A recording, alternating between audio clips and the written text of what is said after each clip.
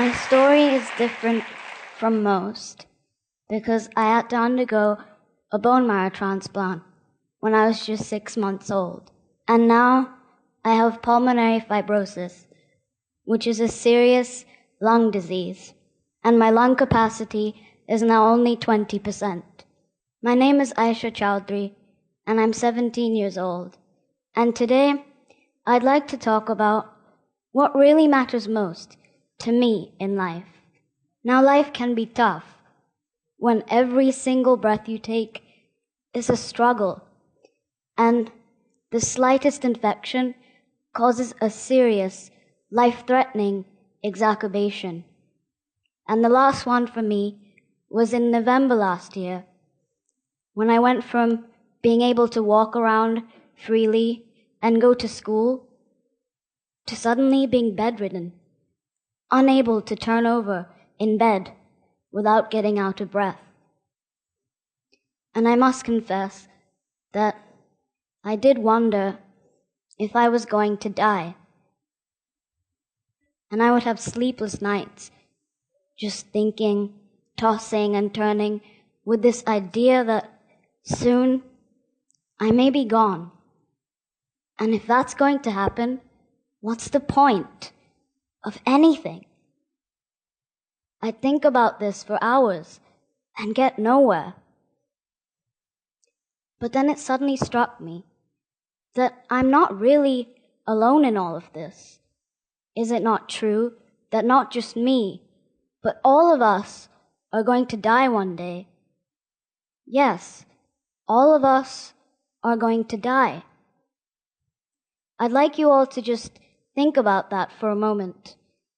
In the next 100 years, all of us sitting in this room today will be gone, just at different times, some sooner than the others.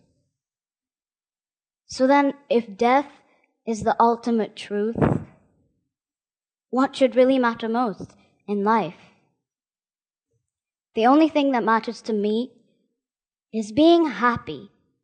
And happiness is a choice one makes. It's simply an attitude. I can either choose to be happy and try to smile through all of my difficult times, or I can choose to be miserable and get overwhelmed by it all. Now, it's not that by being miserable, I'm going to get any better. So I may as well choose to be happy. And if I have to have pulmonary fibrosis, I choose to have a happy pulmonary fibrosis. Now, I'd like to share with you a few difficult moments in the recent past where I've chosen to be happy. This year, I was quite unwell, and I had to undergo several medical tests. And one such test was a sleep study, done to check if my oxygen levels were okay when I sleep. And this picture was taken right before the study. And you can see that I'm almost trapped in a bunch of wires, some stuck to my face and some to my body, to monitor my heart, my brain, and my breathing. Despite all of this, I'm still smiling because I refuse to let this illness get the better of me. I just won't let it. And I chose to find humor in observing the man who was doing my sleep study. I couldn't help but laugh at the way he would just put up his own feet on my bed and go off to sleep himself, snoring away. And this obviously made it difficult for me to sleep. And maybe that's why my results were so bad. How ridiculous, I thought to myself. Later that month, my family and I had to go to England for a full medical checkup. And the days were filled with long, boring medical appointments, talking about lung transplant, and what seemed like endless amounts of tests. This is a picture of my brother and I just after I had spent one long day at the hospital. But guess where we were headed in this photo? To see a Broadway show in London. And it was fabulous. I was able to put the trauma of the day at the hospital behind me, and I still managed to find the will and the excitement in going out for a play and spending quality time with my brother. I believe that it's important to create many happy memories so that we can try to wipe out the sad ones. After having quite an unpleasant summer with all of these medical issues, my family and I decided to take a holiday to the Maldives.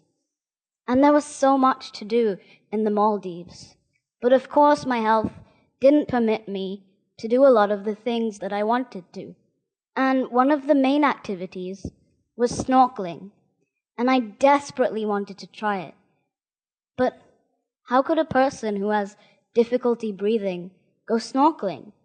Well, in this picture, you can see me in my snorkeling gear right after I'd popped my head out of the water after seeing the most beautiful, vibrant colored fish.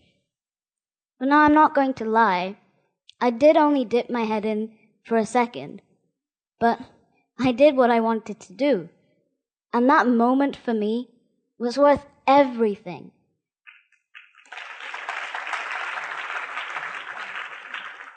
And I felt extreme happiness and was even surprised at myself for doing something that everyone wasn't sure was really possible. So happiness is clearly a choice one can make, no matter what, no matter where. You can find it if you look for it. In fact, Tom Wilson once said, "A smile is happiness that you can find right under your nose." I feel that happiness is also doing what you truly love. And for me, my love is for art, simply because it allows me to express myself in such a beautiful and unique way.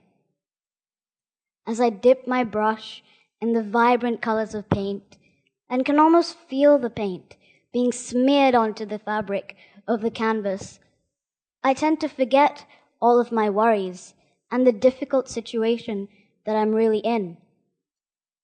And art makes me happy because it almost becomes a whole other world where I can escape, at least for a little while. And these days, my most favorite subject to paint is dogs. And now I'd like to introduce you to my own two dogs, Kobe the Labrador and Rolo the Black Pug. You can see who the dominant one is in the relationship.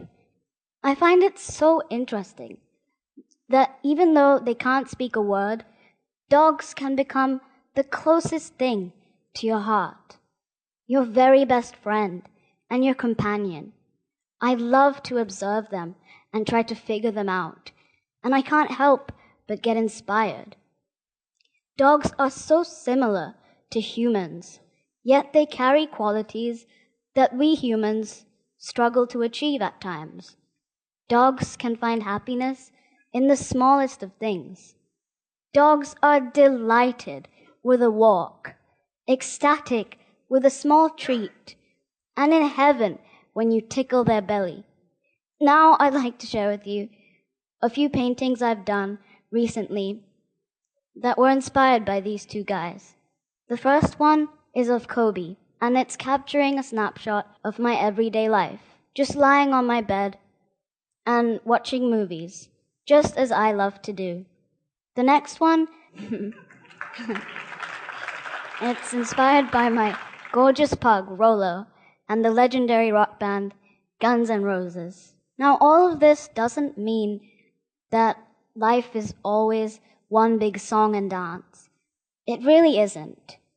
Of course, there are days when I feel extremely down, where I feel like simply curling up into a ball and just giving up.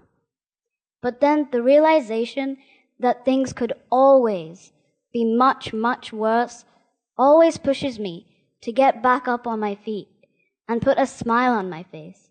I could have easily been born into a family that wasn't as loving and caring as my own. So I thank God for the family that I have. And I know for a fact that there are children out there who are much less fortunate than I am. And although I have this disease, I'm still grateful that I can walk around and do what I love to do. So happiness is an attitude. Happiness is doing what you truly love. And I feel that happiness can only come from acceptance. I accept who I am. I accept where I'm at. And I accept the challenges that I'm battling with today. And I'm even more determined to make the most of this wonderful gift of life that God has given me. As Anderson once said, enjoy life. There's plenty of time to be dead. So I really hope that all of you enjoy your lives with as much happiness as you can possibly find. Thank you for listening.